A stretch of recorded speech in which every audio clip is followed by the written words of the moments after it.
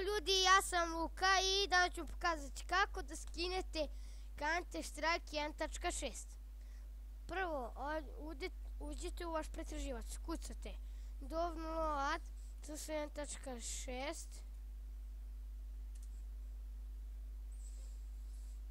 Uđite u ovo drugo CS download Counter Strike download full and free.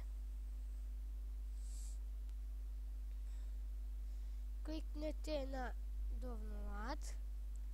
Ja neću jer ga već imam, a sad ću vam pokazati kako da ga skinete, to instalirate. Nama će se to skinuti, ali ja sam već skinuo pa neću ponovo. Sad da nađem. Evo, CS 1.6 original.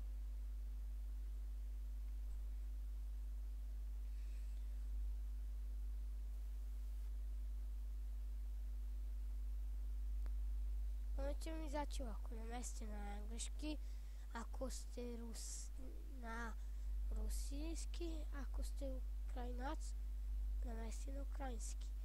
Ja ću na engleski jer sam Srbin, nema srpski, idemo ok. Idemo next, ako nešto klirano što klirajte, idete install i ja neću jer ga već imam. Samo možete ući, namestite kontrole, igrati i čao.